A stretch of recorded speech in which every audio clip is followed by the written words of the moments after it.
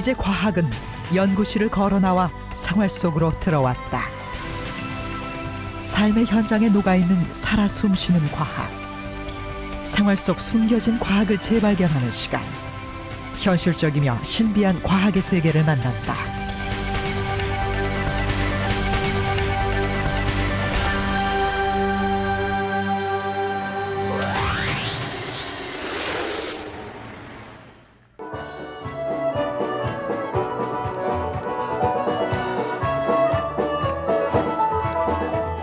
작은 무대, 연주자와 관객들 사이, 연주하고 박수치는 그들 사이엔 분명 물리적인 거리가 존재한다.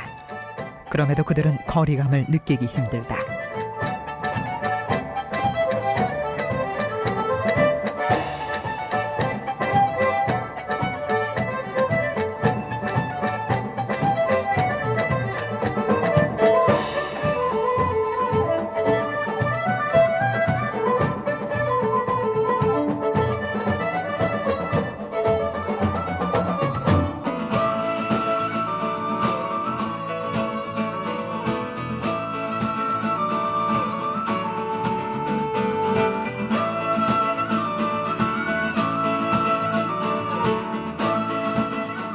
그 물리적인 거리감을 줄여주는 것, 그들을 소통하게 하는 것,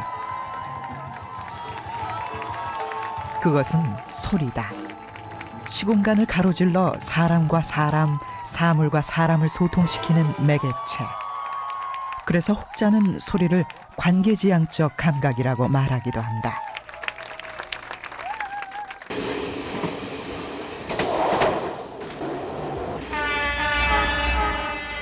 보이지 않아도 우리는 소리를 통해서 사물을 만날 수 있다. 의식하지 않아도 사물은 소리를 통해 자신의 정체를 드러낸다.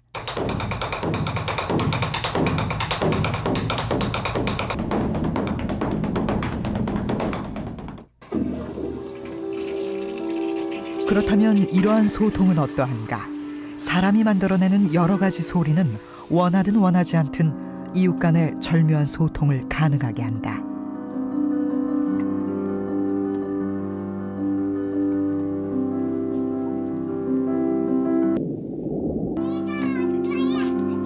위층에 사는 두 아이가 어느새 유치원에서 돌아왔군.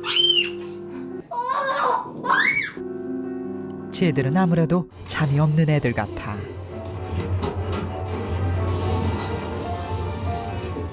잠시 조용한 걸 보니 밥이라도 먹는 건가?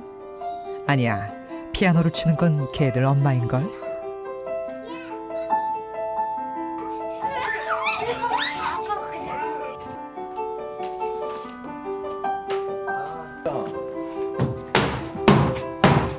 원하지 않는 소통, 원하지 않는 소리. 그것은 소리가 아니라 소음이다.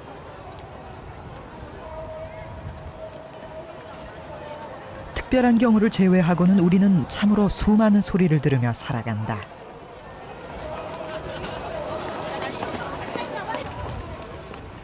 사람이 내는 소리, 사물이 내는 소리, 자연이 내는 소리, 문명이 내는 소리.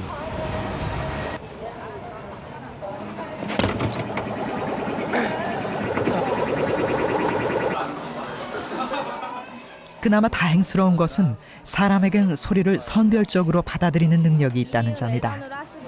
사이드 메뉴는 어떻게 하시겠어요? 많이 주세요. 아이리시 시림프 샐러드. 그 하나는 바로 주의 집중 기능. 아무리 시끄러운 장소에서도 자신에게 중요하고 의미 있는 소리는 인지하고 관심 없는 소리는 걸러내 잘 인식하지 못한다.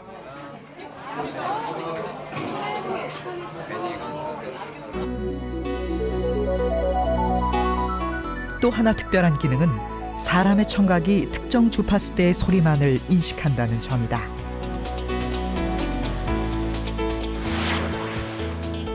달팽이관까지 전달된 소리는 섬모세포를 통해 고주파부터 저주파까지 차례로 흡수된다. 그러나 흡수되지 않는 소리들도 있다.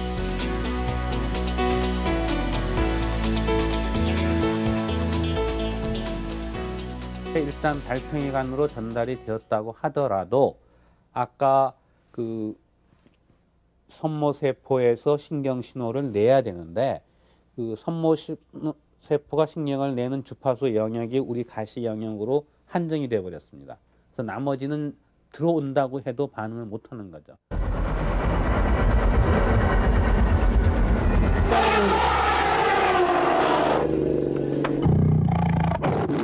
사람은 보통 3000Hz의 소리를 가장 잘 듣고 200에서 6000Hz 사이의 소리로 대화를 나눈다. 그리고 20Hz에서 20000Hz 사이의 소리를 들을 수 있다. 이 가청 주파수대를 벗어난 소리, 즉 20000Hz 이상의 초음파나 20Hz 이하의 초저음파는 사람의 청각으로는 들을 수 없다. 사람은 세상의 소리 중 극히 일부만을 듣는다.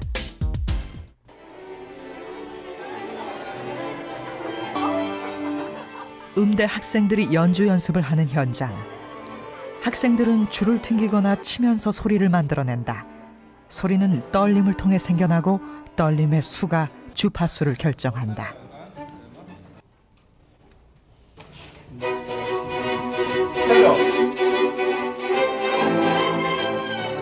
각기 다른 주파수의 소리가 얼마나 고루 잘 섞이느냐. 아름다운 연주는 그래서 주파수의 조화라 할 수 있다.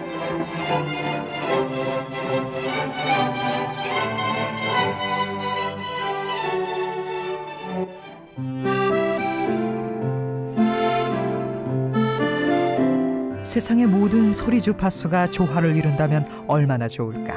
그러나 소리 주파수의 차이는 엄청난 결과를 가져오기도 한다.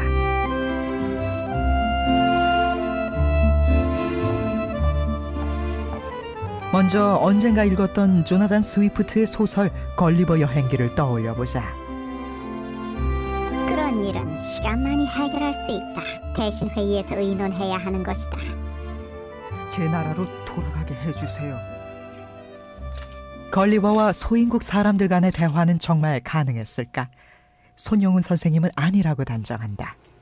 우리가 소리의 정체를 알면 그 릴리퍼 사람들하고 글리브가 대화가 안 됐을 것이라고 충분히 생각할 수 있어요.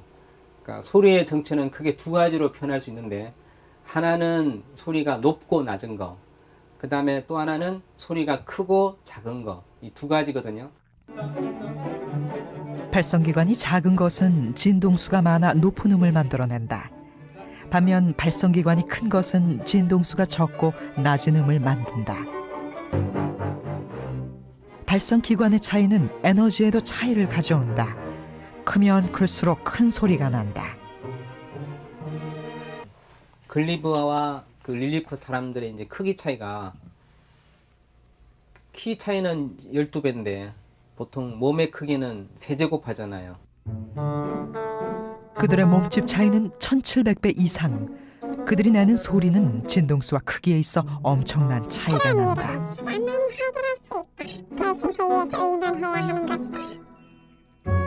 제 나라로 돌아가게 해주세요. 또 글리브가 이야기할 때는 릴리프 사람의 어떤 그 청각 구조에서 볼 때는 굉장히 소리가 낮고 또 굉장히 크죠. 그러니까 오히려 릴리프 사람들은 대화가 아니라 굉장한 어떤 고통을 받았을 거예요. 그러니까 오히려 그 몸에 상처도 생길 수 있는, 고막이 터질 수 있을 수도 있고 위험한 일이었죠. 진동수가 낮고 진폭이 큰 소리, 즉 저주파의 큰 소리는 소리 무기로 개발된 만큼 위협적인 존재다.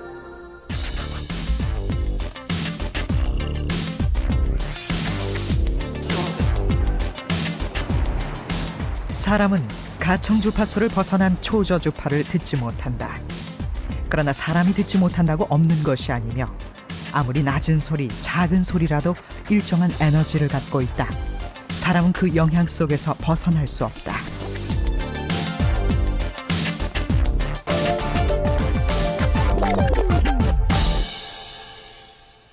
소리가 갖는 에너지는 눈으로도 확인할 수 있다.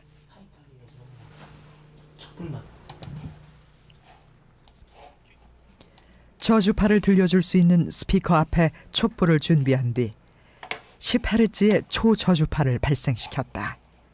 소리는 들리지 않는다. 그러나 촛불은 곧 흔들리기 시작했다. 촛불이 흔들리는 그만큼이 저주파가 갖는 에너지다. 만약 사람이 옆에 있었다면 그 영향은 사람에게 미쳤을 것이다. 땅에도 공기 중에도 저주파의 에너지가 넘친다.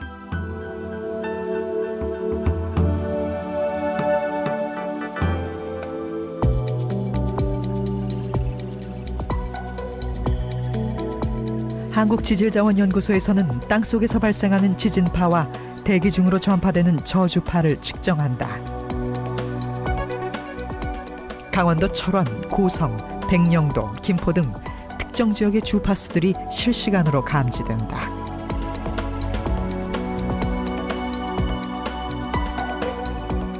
땅이 내는 소리는 땅속에 생기는 변화와 균열을 감지할 수 있는 단초가 된다. 그 속에는 천재지변을 예고하는 땅의 경고음이 섞여 있을 수 있다.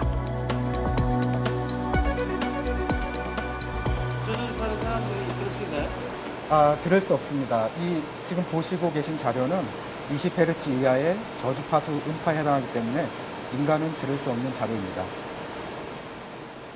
근데 지금 관측되고 있는 거죠? 네. 들을 수 없지만 단 한순간도 멈추지 않는 소리.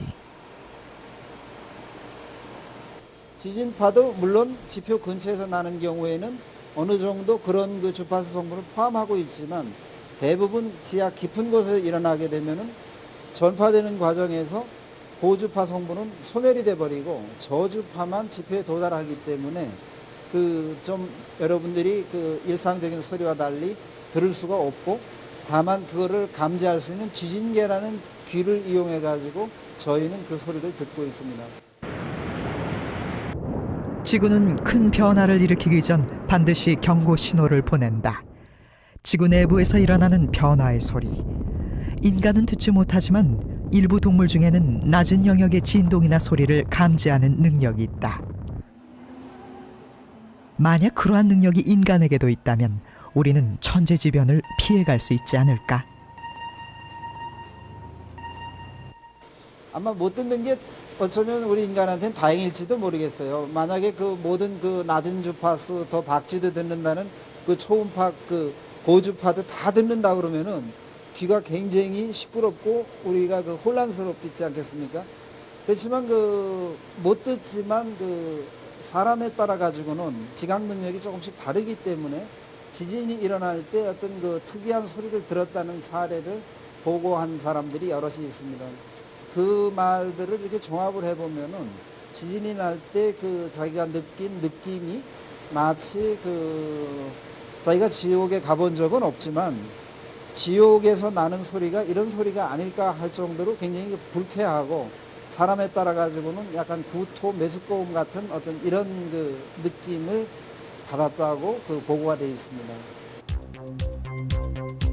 저주파는 정말 사람에게 불쾌한 영향을 미치는 것일까? 충남대학교에서는 저주파 소음이 사람에게 미치는 영향에 대해 연구 중이다. 실험은 자원자에 한해 이루어진다.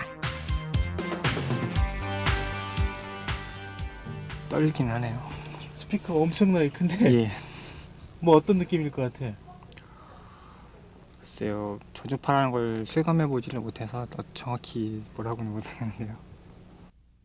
이 실험은 소리에 대한 심리적인 반응을 평가하기 위한 것입니다. 실험 시간은 약 1시간이 소요가 됩니다. 그리고 피실험자는 실험 중 부작용이 있거나 실험 참여에 대한 마음이 바뀌면 연구자에게 알려야 합니다. 소리를 들려드릴 때 안에서 힘이 들거나 그러면 소리가 들리지가 않아요. 그래서 저희가 여기 보시는지 모르겠지만 CCTV를 어딘가에 설치해놨어요. 소리를 들음으로 인해서 힘들거나 그러면 보고 꺼내드리려고 지금 설치를 해놨거든요. 불편한 사항이 있으시면 손을 들어서 표시해 주시면 되고요. 네, 그럼 실험 시작하겠습니다. 실험 도중에 이상을 느끼면 뭐 이렇게 중지하거나 그래서 네, 그러니까 저희가 그래서 CCTV를 설치했거든요. 피실험자에게는 실험용 저주파 소음 10개를 30초씩 들려준다.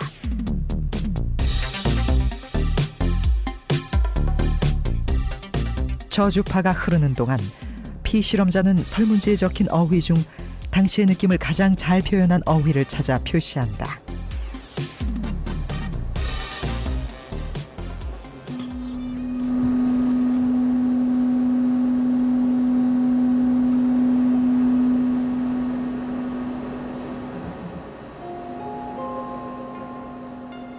귀로는 들리지 않으나 저주파 소리 에너지는 분명 피실험자에게 영향을 미치고 있었다. 그것은 좋은 상태를 의미하지는 않았다.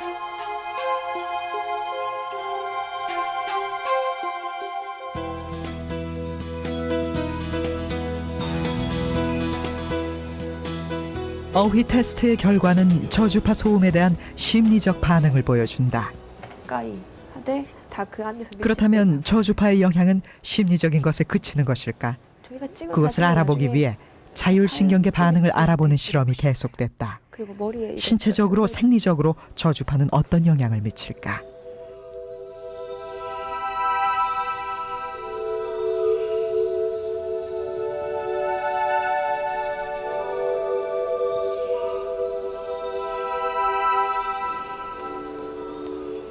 어휘 테스트를 할 때와 마찬가지로 10개의 저주파 소음을 30초씩 흘려보낸 뒤 심장 박동수와 혈액 내 헤모글로빈의 수치의 변화를 알아보기로 했다.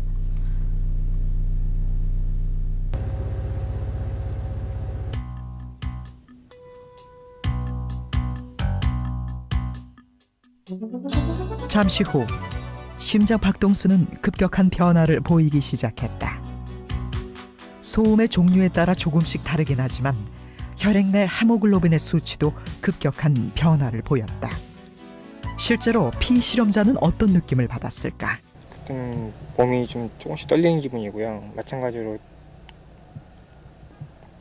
저 같은 경우는 이제 심장이 천천히 빨리 뛰기 시작하면서 뭔가 느껴지긴 했거든요. 소리는 들리지 않지만. 네, 소리는 들리지 않는데 몸에서 느껴지는 것 같아요. 예, 그게 이를테면 좋은 느낌이었습니까? 아니요, 좋지 않았습니까? 굉장히 불쾌한 느낌이었죠. 뭔가 불안하고 좀 두렵고 무슨 일이 일어날 것만 같은 그런 기분이요. 이 연구는 저주파 소음의 피해가 그 어떤 소음보다도 크다는 사실에 주목하게 한다. 이 실험에 참가했던 42명의 피실험자는 저주파에 노출된 뒤 심장 박동률이 높아졌는데 그 정도는 저주파의 크기가 커지면서 점점 심해졌다. 손에 땀이 나는 등 생리현상의 변화를 나타내는 피부 전도 수준 역시 저주파의 크기와 비례했다. 뿐만 아니라 심리적으로 불안하고 짜증이 나는 등 매우 불편한 상태를 호소했다. 저희는 그렇게 큰 강한 자극을 안 줬음에도 불구하고 저주파에 의해서 심리적인 변화하고 영향과 그리고 신체적인 생적인 변화가 생기더라고 하는 것을 발견했습니다. 인간이 가청을 영역이 아니기 때문에 듣지는 못하지만은 그것이 주는 인체적 영향 혹은 심적 영향은 굉장히 크다고 할 수가 있습니다. 더욱 심각한 것은 세상의 수많은 소리 속에 저주파가 꽤 많이 섞여 있다는 점이다. 표준과학연구원 정성수 박사팀은 1년 전부터 전국의 지하철을 대상으로 저주파에 대한 연구를 진행하고 있다.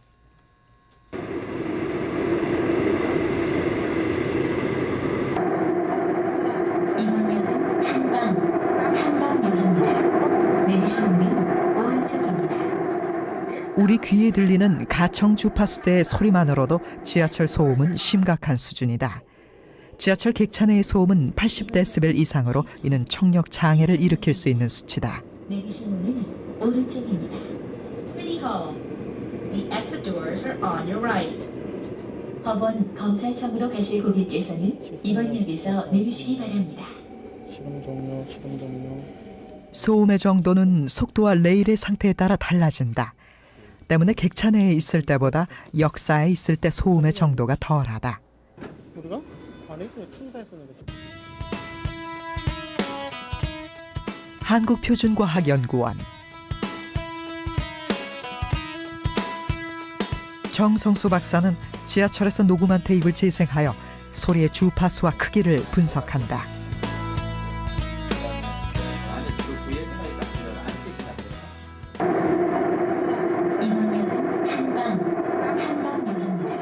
그 소리에는 20Hz 미만의 초저주파를 포함해 여러 주파수대의 소리가 섞여 있었다. The exit doors are on your right.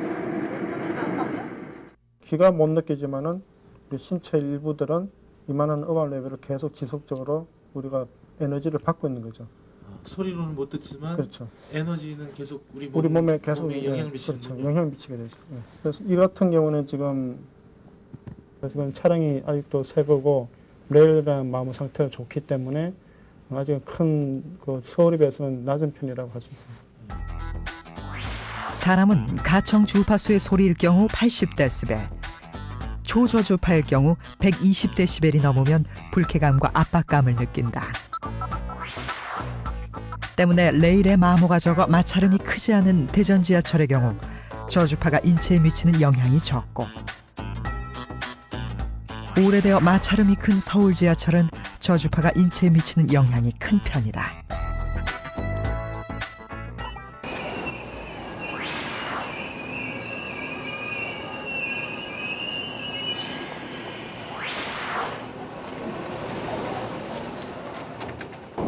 지하철 저주파가 위험한 것은 육중한 차량이 마모된 레일 위를 달리며 끊임없이 큰 마찰음을 발생시키기 때문이다. 많이 피곤한데 전 지하철에서 출퇴근을 하니까 많이 자는 편인데 아무래도 시끄럽고 그렇다 보니까 피로가 안 풀리는 게 제일 힘든 것 같아요.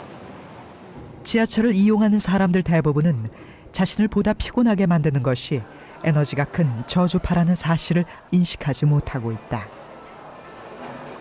귀에는 들리지 않는데 우리 신체 일부들이 이렇게 쉽게 말해서 뭐 피부나 장기 그런 부분들이 인식을 하는 겁니다.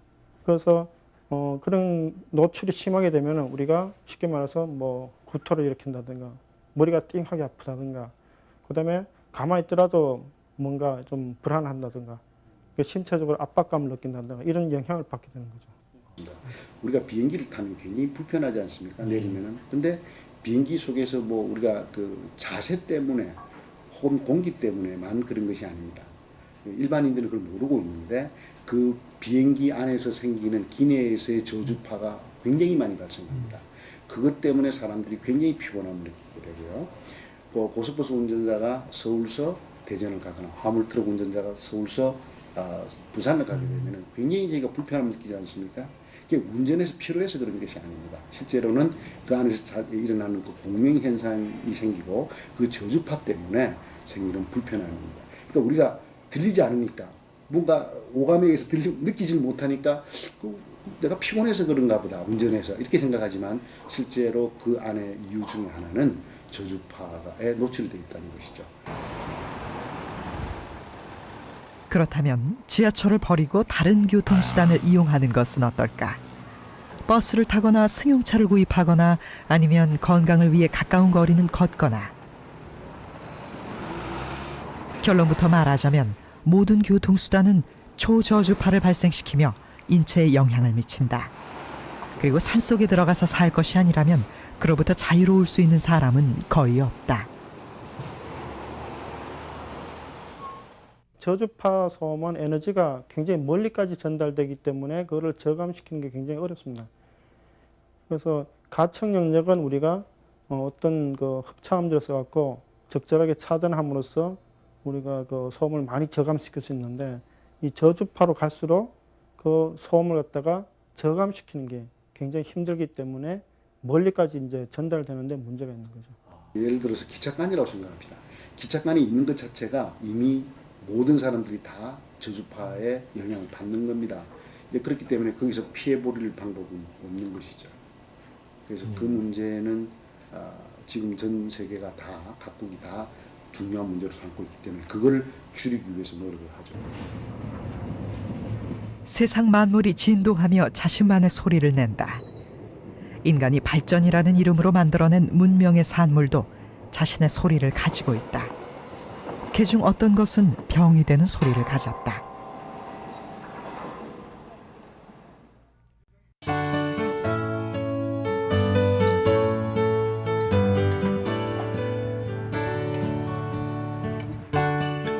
감기 환자가 와도 반드시 청진기로 소리를 듣고 진찰하고 진단한다는 윤주홍 의사.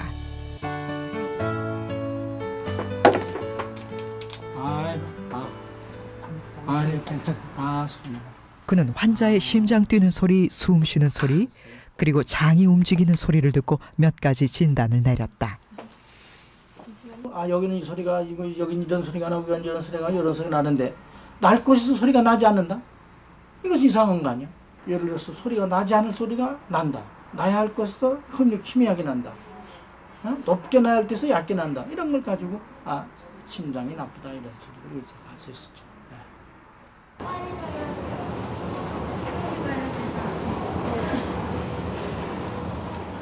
사람의 몸이 내는 소리, 작고 낮은 그 소리의 변화를 이용해 병을 진단하려는 노력은 계속되고 있다. 영남대학병원에서는 인체의 주파수를 이용한 동종요법으로 진단하고 처방하는 한 의사를 만날 수 있다. 정승필 교수. 그쪽 손 좀. 그가 사용하는 진단법은 인체가 하나의 통합된 전기화학적 시스템이라는 사실을 전제로 하고 있다. 마치 한의학에서 혈자리를 찾아 침을 놓듯 손의 특정 지점에 소리를 흘려보내 에너지의 흐름을 관찰한다.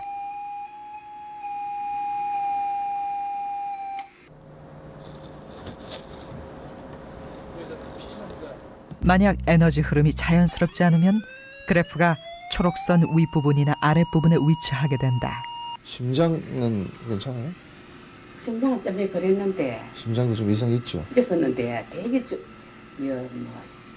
저쪽 발. 예. 저쪽 발을. 어디 앉을까요? 예, 거기 하시죠. 예. 이거 잡고 있고. 몸속 어느 부분에 이상이 있다면 손발을 통해 흘려보낸 소리는 에너지길을 따라 제대로 흐르지 못하고 반응을 나타낸다. 이것이 이 진단법의 특징이다. 이제 넘어서도 안 좋고 내려와도 안 좋고. 이 정확하게 측정이 안 되면 이제 기계가 자동으로 넘어가질 않아요. 물질이 가지고 있는 고유한 소리들. 그래서 예를 들어서 우리가 정상 아주 몸이 건강할 때 나는 소리하고 내 몸에서 이상이 있을 때 나는 소리가 차이가 있다는 거죠. 그렇게도 알 수 있고, 그다음에 이 우리 몸의 세포에서 발생하는 자연적인 주파수, 그것도 이제 변화가 오면 이 사람이 정상 상태다 또는 뭐 병이 있어가지고 이렇게 이상으로 벗어난 상태다. 이걸 알 수가 있는 거죠. 우리 몸을 구성하는 세포수는 약 80조에서 100조. 이 세포를 만드는 80여 종의 원소는 전자와 양성자의 공명, 그리고 전제 궤도에 따른 고유한 진동수, 즉 주파수를 갖는다. 그리고 이들로 구성된 우리의 몸 역시 특정한 주파수를 띠게 된다.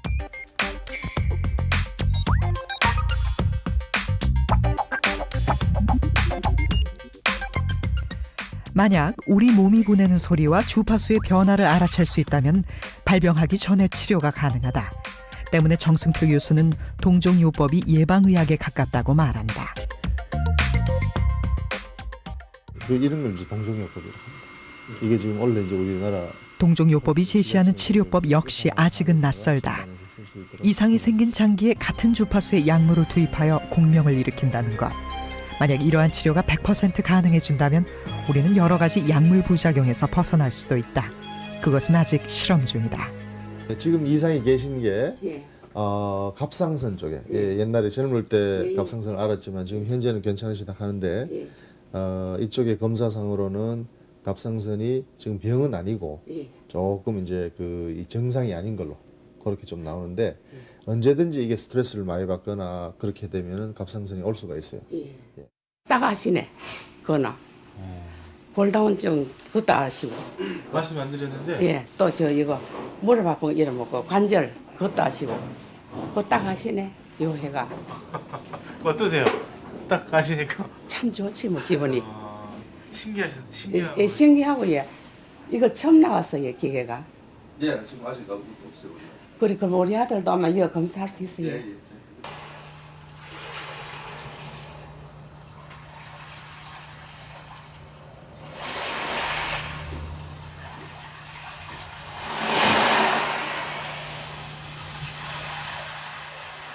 좋은 소리에는 사람의 마음을 위로하고 치료하는 힘이 있다. 조용한 파도 소리가 들립니다. 좋은 소리에 귀를 기울이는 것만으로도 마음이 가라앉고 편안해진다.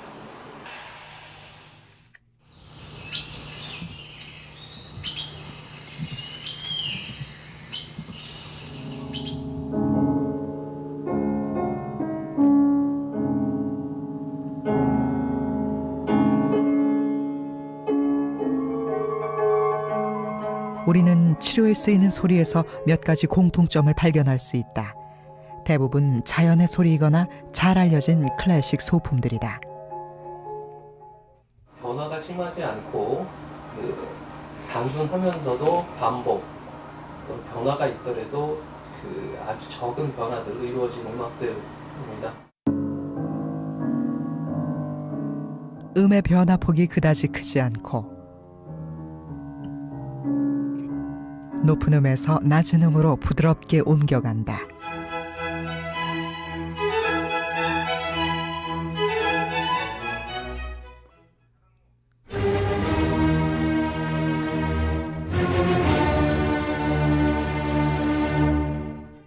잔잔한 음의 변동은 자연의 소리 그리고 인체의 진동과도 닮은 데가 있다.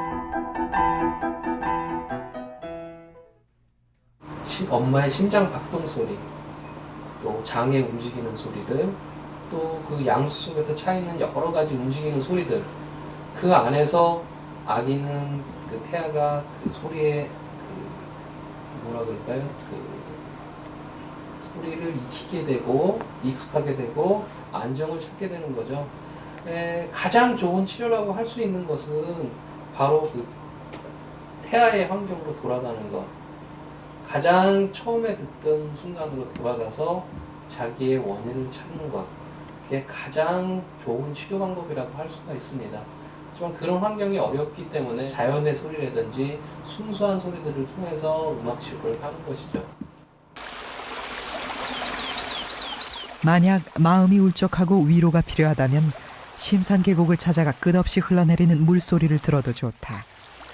심장 박동처럼 규칙적이고 음의 변화가 적으며 여러 가지 주파수대의 소리가 섞여 있는 소리.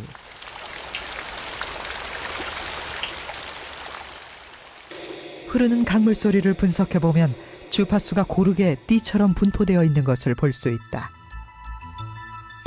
같은 자연의 소리라 하더라도 사람의 목소리나 새소리는 물소리와는 전혀 다른 파형을 만든다. 물소리가 가진 이러한 파형은 여러 주파수의 소리가 복합적으로 합쳐져 있다는 것을 의미한다. 이러한 소리를 백색 사운드라 한다. 이제 빨주, 노초, 파남보 이렇게 여러 빛깔이 있잖아요. 이런 빛깔이 만약에 섞여 있으면은 이 태양빛처럼 되는 것처럼 형광등이라든가 이 백열등이라든가 이런 거 하죠. 그럼 이런 백색 그 사운드라고 하는 것도 여러 뭐 음높이 저음에서부터 고음까지 아주 넓은 띠를 형성을 해가지고 음대역을 유지를 할 때 이런 소리를 우리는 백색 소음, 백색 사운드라고 그러는데, 소리 전문가들은 왜 백색 사운드에 주목하는 것일까? 서울 시내의 한 보습학원.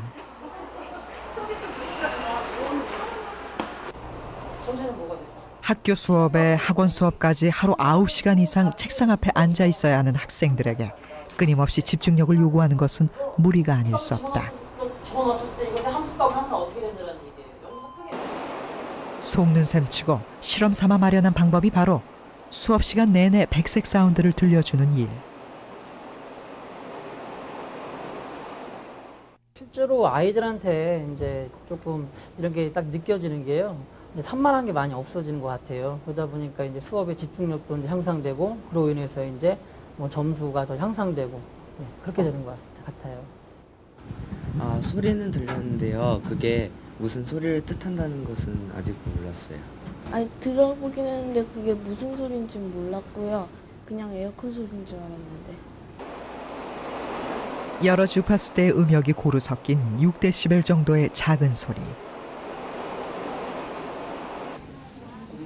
그 소리는 어떻게 학생들의 집중력을 향상시켰을까? 프로그램 제작진이 직접 실험에 참여해 알아보기로 했다. 실험은 여러 가지 상황 속에서 암기를 하며 뇌파의 변화를 알아보는 방식으로 진행된다. 우선 가장 편안한 상태를 유지하며 뇌파를 측정했다. 뇌파는 안정적이다.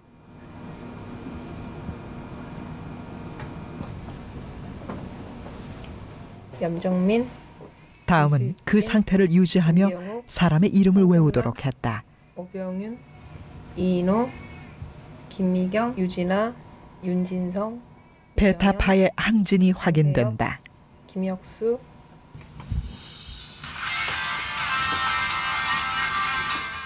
세 번째는 평상시에 좋아하는 음악을 들려주며 암기를 계속하도록 했다.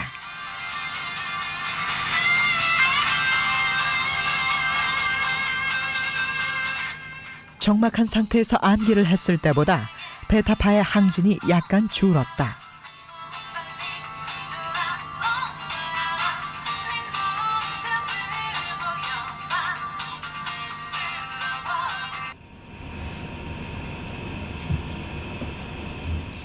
마지막으로 피실험자에게 백색 사운드를 들려주었다. 과연 뇌파에는 변화가 생길까?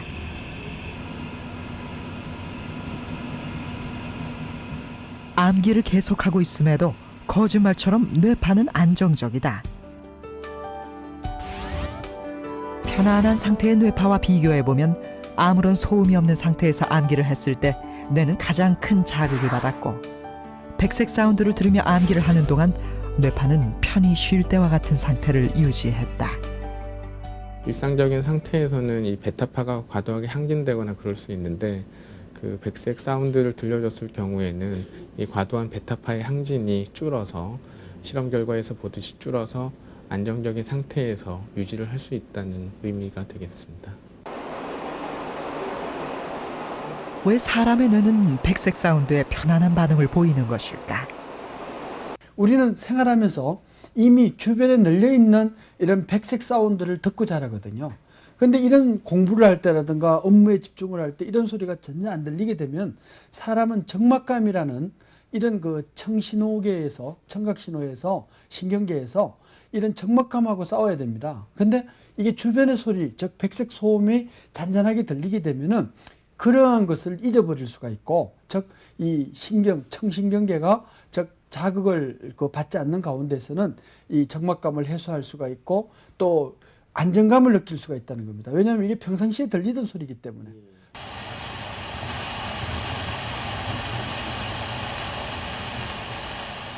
좋은 소리는 좋은 빛으로도 표현된다.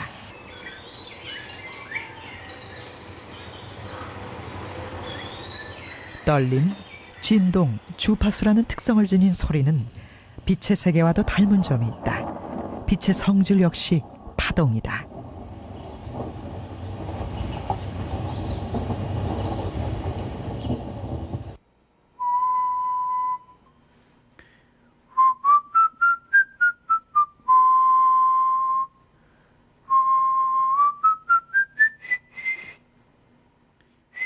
사운드 비전이라는 이 프로그램은 모든 소리를 색상과 영상으로 바꿔낼 수 있다. 소리의 주파수를 빛의 주파수로 환산하니 소리는 빛이 되었다. 이론을 찾아낸 것이 소리의 파장은 색채의 파장과 대형만 다를 뿐이지 소리의 근간을 이루고 있는 도미솔의 파장 비율이 1대 5분의 4대 3분의 2인데 빛의 모든 조합을 만들어낼 수 있는 레드, 그린, 블루의 파장 비율도 1대 5분의 4대 3분의 2가 된다는 것을 찾아냈습니다. 그래서 그 두 가지를 연결을 하게 되니까 소리의 모든 요소들을 시각적인 모든 요소로 바꿀 수 있게 됐습니다. 그래서 그것은 빛의 3요소인 빨강, 초록, 파랑색 사이의 파장의 비율과 1도 화음인 도미솔 사이의 파장의 비율이 정확히 일치한다는 것이다. 이를 색 배열표로 바꿔보면 3원색 이외의 색들도 파장 비율에 따라 일정한 음과 일치한다. 색을 음으로 표현할 수 있게 된 것이다. 김기로 씨는 화성법의 파장 비율을 도입해 새롭고 상세한 색채표를 만들어냈고 한국과 미국에서 특허를 획득했다.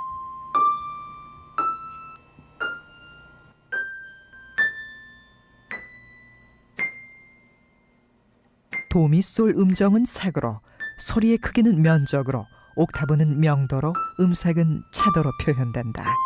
소리는 완벽하게 빛으로 번역됐다.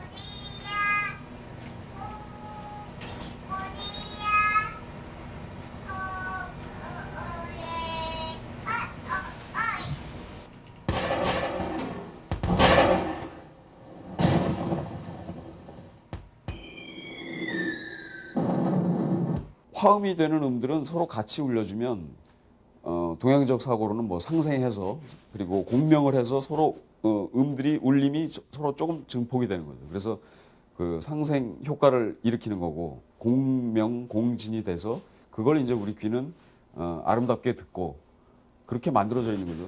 귀 자체가 귀에서 주파수들을 다 감지를 하니까. 아까 그런 공진의 원리를 이렇게 찾아내면서 아 이게 그러면 어떤 하나의 공통적인 그 원리가 있겠다라고 생각을 해서 김기로 씨가 천착했던 원리 중에 하나는 소리와 빛이 주파수라는 거대한 스펙트럼 안에 공존한다는 것이다. 낮은 주파수는 소리가, 높은 주파수는 빛이 된다. 때문에 소리와 빛은 같은 특성을 지닌다. 아름다운 그림은 역시 아름다운 색깔로 구성이 되어 있고 그 아름다운 색깔이라고 느끼는 것은 이미 파장이 공진하고 있다는 얘기이기 때문에 그것을 사운드 비전과 반대의 개념으로 역산을 한다면 아름다운 소리가 나올 것이다라고 또 추측을 할 수가 있겠죠. 화성법의 비율에 맞게 만들어진 색채표를 이용하면 조화롭지 못한 색의 배열을 쉽게 찾아낼 수 있다. 예를 들어 한 건물을 이루는 주요 색상을 뽑아 배열한 뒤 그 색과 맞는 음으로 옮겨본다.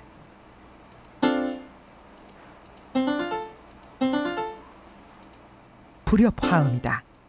그것은 건물의 색배합이 조화를 이루지 못했다는 뜻이기도 하다.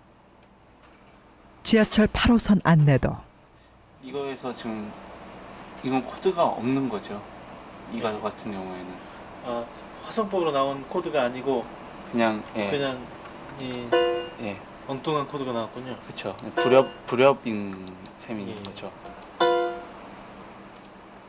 그냥 봐서는 어디가 이상한지 무엇이 이상한지 알아볼 수 없지만 화음으로 바꾸어 보면 쉽게 드러난다. 거는 여기 화성법을 이루고 있는 이 구조들이 배가 있는데요. 기둥색과 표지색의 한쪽만 바꾸어도 화음이 공명하듯 보기 편한 조합이 만들어진다. 지저분한데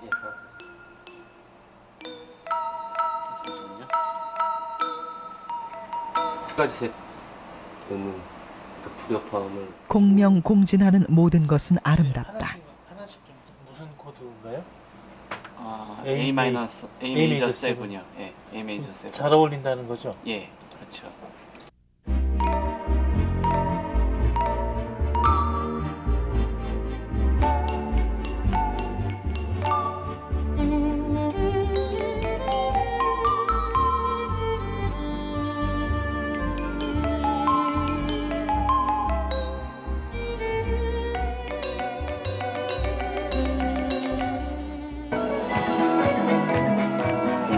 이제 우리는 연주자와 관객을 소통시키는 것이 귀로 들을 수 있는 선율뿐이라고 말하기 힘들다.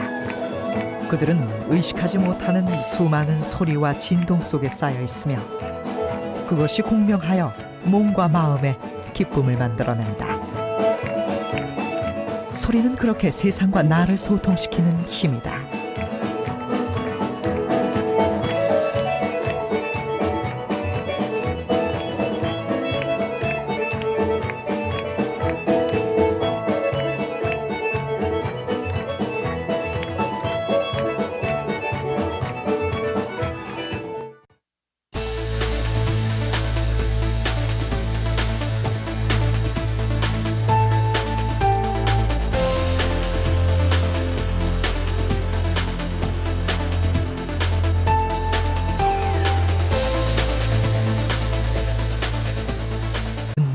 소리.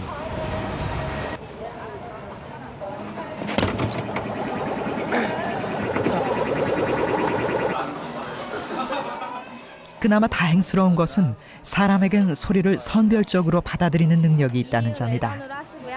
사이드 메뉴는 어떻게 하시겠어요? 많이 주세요. 아이리시 시림프 샐러드. 그 하나는 바로 주의 집중 기능. 아무리 시끄러운 장소에서도 자신에게 중요하고 의미 있는 소리는 인지하고 관심 없는 소리는 걸러내 잘 인식하지 못한다.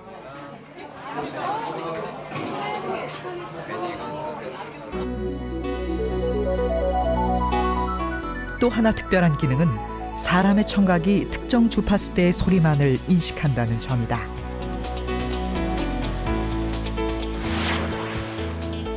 달팽이관까지 전달된 소리는 선모세포를 통해 고주파부터 저주파까지 차례로 흡수된다.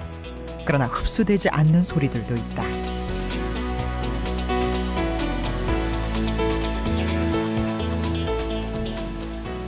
일단 달팽이관으로 전달이 되었다고 하더라도 아까 그 선모세포에서 신경 신호를 내야 되는데 그 선모세포가 신경을 내는 주파수 영역이 우리 가시 영역으로 한정이 되어 버렸습니다. 그래서 나머지는 들어온다고 해도 반응을 못하는 거예요. 그럼에도 그들은 거리감을 느끼기 힘들다.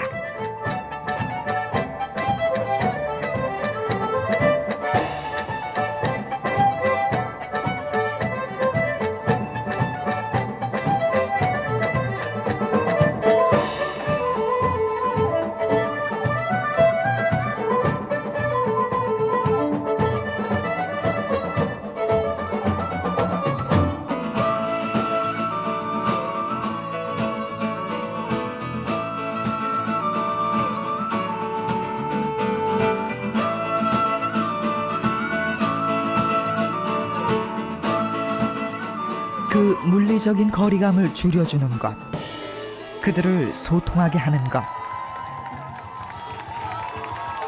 그것은 소리다. 시공간을 가로질러 사람과 사람, 사물과 사람을 소통시키는 매개체. 그래서 혹자는 소리를 관계지향적 감각이라고 말하기도 한다.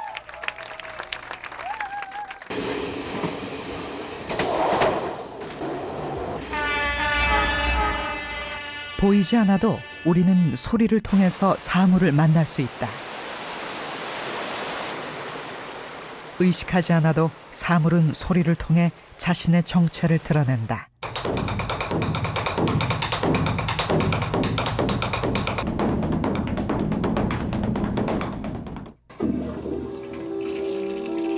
그렇다면 이러한 소통은 어떠한가? 사람이 만들어내는 여러 가지 소리는 원하든 원하지 않든 이웃 간의 절묘한 소통을 가능하게 한다.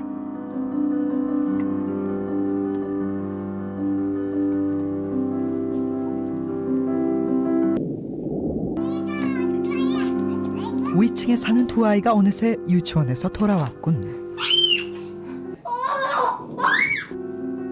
쟤들은 아무래도 잠이 없는 애들 같아.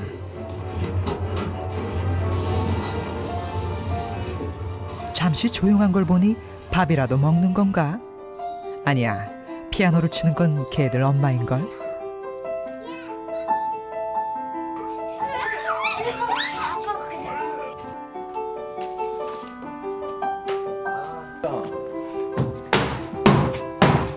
원하지 않는 소통, 원하지 않는 소리. 그것은 소리가 아니라 소음이다.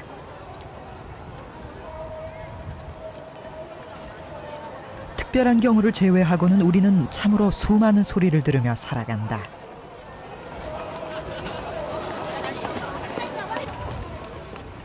사람이 내는 소리, 사물이 내는 소리, 자연이 내는 소리,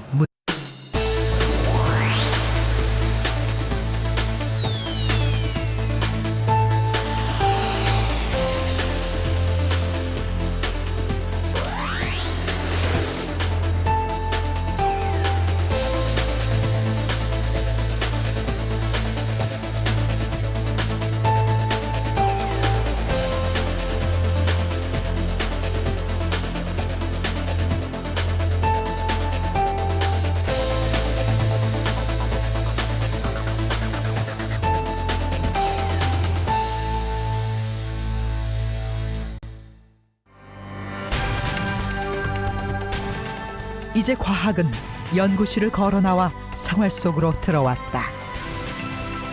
삶의 현장에 녹아있는 살아 숨쉬는 과학. 생활 속 숨겨진 과학을 재발견하는 시간. 현실적이며 신비한 과학의 세계를 만난다.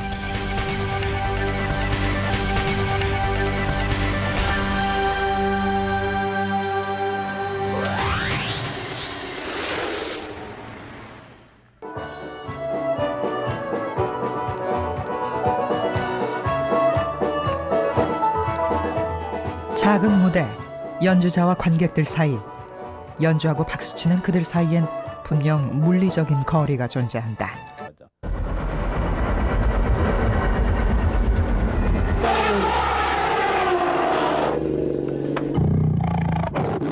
사람은 보통 3000헤르츠의 소리를 가장 잘 듣고 200에서 6000헤르츠 사이의 소리로 대화를 나눈다. 그리고 20헤르츠에서 20000헤르츠 사이의 소리를 들을 수 있다. 이 가청 주파수대를 벗어난 소리, 즉 20000헤르츠 이상의 초음파나 20헤르츠 이하의 초저음파는 사람의 청각으로는 들을 수 없다. 사람은 세상의 소리 중 극히 일부만을 듣는다.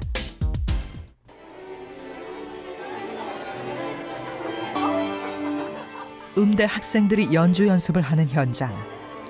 학생들은 줄을 튕기거나 치면서 소리를 만들어낸다. 소리는 떨림을 통해 생겨나고 떨림의 수가 주파수를 결정한다.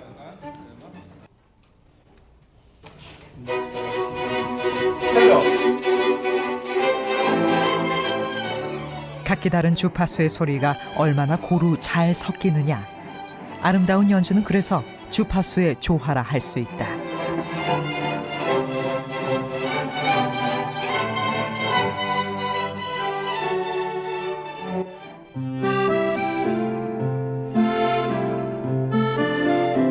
세상의 모든 소리 주파수가 조화를 이룬다면